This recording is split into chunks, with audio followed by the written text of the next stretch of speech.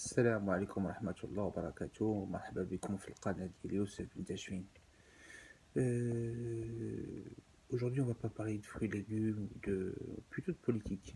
J'écoutais la radio M, la radio du Grand Maghreb, la radio où il faut s'écouter pour s'entendre.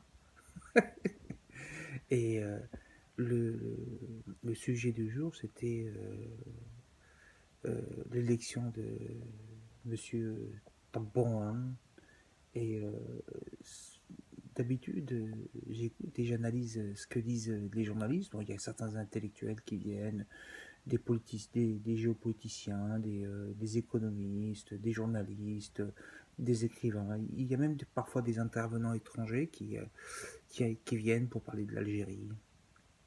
Et en fait, je me suis rendu compte que ces mêmes journalistes intellectuels qui étaient pro-Hirak, qui sont dans le Hirak, ils sont avec le Hirak, mais on les voit jamais, comment dirais-je, avec des banderoles ou bien en train de manifester en Algérie, ou en train de, je sais pas moi, de se faire gazer ou se faire matraquer la garde civile ou la garde mobile de la gendarmerie algérienne, rien du tout.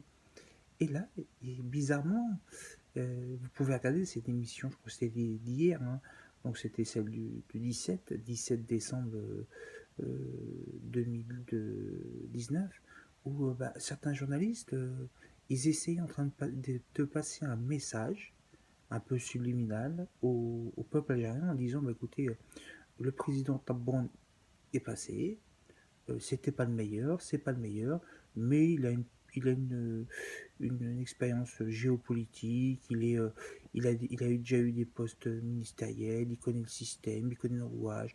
Bon, il va essayer de changer la constitution, il va prendre des ministres, nommer des ministres de personnes qui sont dans le Hirak pour le peuple prenne le pouvoir. Il va limoger Gaïd Salah, il va, euh, comment dirais-je, juste être un président de transition. وانتم سيروا تكراسي إذا خد الحكم، إذا حكت الحكم والله ما يتحرك منه.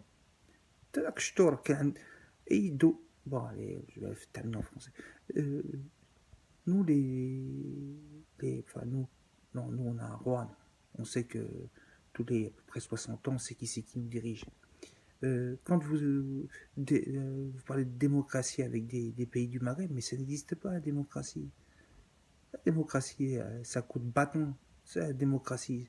Et vous êtes fait coloniser et on vous a mis dans la tête la République, la démocratie. Mais ça marche pas cette histoire. C'est des conneries.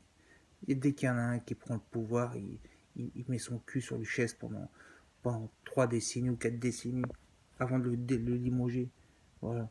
Donc tout ça pour vous dire, même les intellectuels, ben, je sais pas, j'ai l'impression qu'ils sont de connivence. Les journalistes, ils sont de connivence.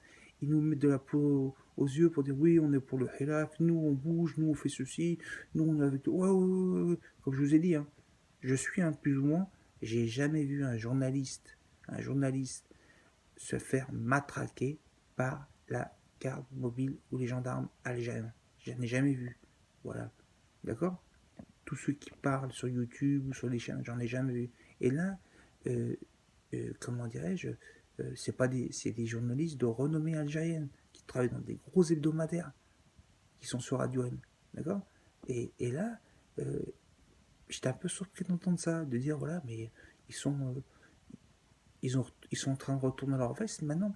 Oui, mais Taboun, quand même, il va nous faire un gouvernement de transition, et puis il y aura des élections dans 1 an ou 2 ans, démocratiques. Oh, le peuple algérien, réveillez-vous. Si vous voulez votre liberté, c'est maintenant, c'est pas dans 2 ans. Dans 2 ans, ils vont vous endormir et ils vont vous anesthésier. Une fois que vous serez anesthésié, vous ne pourrez plus rien faire. Voilà. Bon, c'était le petit point brûle du matin. Voilà.